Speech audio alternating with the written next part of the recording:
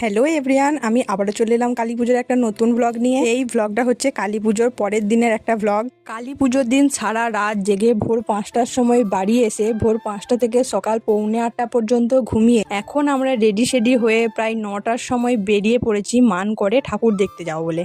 আর আমাদের এইখানে চারিদিকের মধ্যে মানকড়ে কিন্তু কালী পুজো বিশাল হয়, মানে মানকড়ে অলিতে গলিতে কালী ঠাকুর বলতে গেলে। আর সত্যিই তাই, আমরা ওইটুকু জায়গার মধ্যে প্রায় 8 থেকে 9টা ঠাকুর দেখেছি। প্রথমেই আমরা চলে গেছিলাম বান্ধবীদের বাড়ি, আর ওদের বাড়িতেও কালী পুজো হয়। ওদের বাড়িতে ঘট বিসর্জন দেখে একটু খাবার দাবার খেয়ে প্রায় 11:30টার সময় আমরা বেরিয়ে পড়েছিলাম ভোর দুপুরবেলায় রোদে রোদে ছাতা নিয়ে ঠাকুর দেখতে।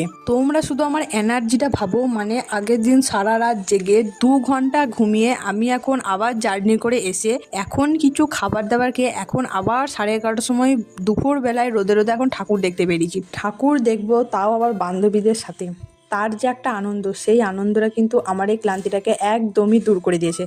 আমি কোনো বছরই কালী ঠাকুর দেখতে কোথাও বাইরে যাই না, তো এই বছরই প্রথমবার। আমাদের যতটুকু হয় আমরা গ্রামের মধ্যেই পুজোর দিন রাত্রেবেলায় দেখি, তারপর বাড়িতেই থাকি। তো এই বছর আমাদের হঠাৎ প্ল্যান হলো আর চলে এলাম মানকড়ার। এলাম বলে এত সুন্দর সুন্দর ঠাকুর দেখতে পেলাম, প্রায় 8 থেকে 9টা আমরা ঠাকুর দেখেছি। তোমরা কালী পুজোতে কে কটা ঠাকুর দেখেছো অবশ্যই কিন্তু আমাকে কমেন্ট করে জানাতে একদমই ভুলবে না। দুপুরে ঠাকুর দেখা কমপ্লিট করে এখন আমরা চলে এসেছিলাম বাড়িতে এসে খাবার দাবার খেয়ে রেস্ট নিয়ে বিকালবেলায় গেছিলাম আমার একটা দিদির বাড়ি। আর ওদের বাড়ি তো অনেক বড় করে কালী পুজো হয়। ওই যে লাস্টের ঠাকুরে দেখালাম ওটা হচ্ছে ওই দিদিরার বাড়ির ঠাকুর। ওদের বাড়িতে একটু বসে ঠাকুরকে প্রণাম করে এখন আমরা যাচ্ছি বাড়ি। তো আজকের ভিডিওটা এত দূর।